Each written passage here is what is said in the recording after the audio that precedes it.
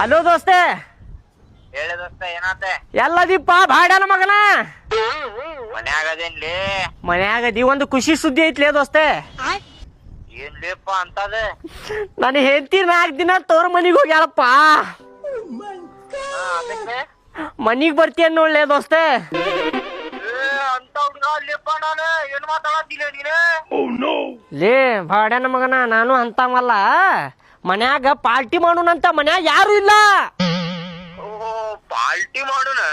ಹಾ, ಫುಲ್ ಎಣ್ಣೆ ಹೊಡೆದ ಫುಲ್ ಟೈಟ್ ಆಗುದ. ಬರ್ತೇನ್ ದೋಸ್ತ, ನಾನು ಖಾಲಿನ ಐತೆ ಇವತ್ತ. ಬರ್ತೇನ್ ನೋಡ ಮನಿ ಕಡೆ. ಹಾ ದೋಸ್ತ, ಬರುವಾಗ ಹಂಗ ಎಣ್ಣೆ ತರ್ತೀಯ ನೋಡ್ಲಿ. ಎಣ್ಣಿ ಮತ್ತ ಚಕನಾಲಿ? ಚಕನ ದೋಸ್ತ, ಒಂದ್ ಕೆಲ್ಸ ಮಾಡ, 1 kg ಚಿಕನ್ ತಂದು ಬಿಡ. ಹಾ ಅಟ ಮಾಡ.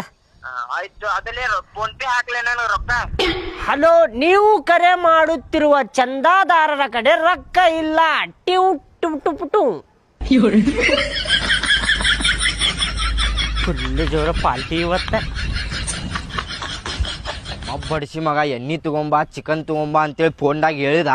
ರೊಕ್ಕ ಹಾಕ್ಲಿ ಅಂತಂದಾಗ ಕಟ್ ಮಾಡಿಬಿಟ್ಟ. ಕುಡಿದು ಫುಲ್ ನಶೆದಾಗ ಬಿದ್ದಿರ್ತಾನಲ್ಲ, ಕಿಸ್ದಾಗಿಂದ ತಕ್ಕೊಂಡ್ಬಿಡ್ತೇನೆ ಅವಾಗ ರೊಕ್ಕ.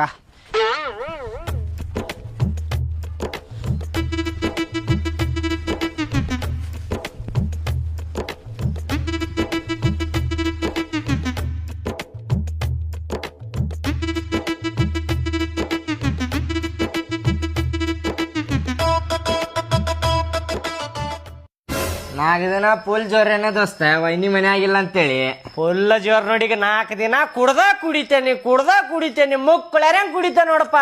ಫುಲ್ ಜೋರ್ ಬಿಡಪ್ಪ ನಿಂದಂತ್ರು. ಫುಲ್ ಮಜಾ ಮಾಡ್ತೇನೆ ನೋಡ್ 4 ದಿನ. ಅದಲ್ಲಿ ಸಡನ್ಲಿ ಹೋಗ್ಯಾರಲ್ಲ ವೈನಿ.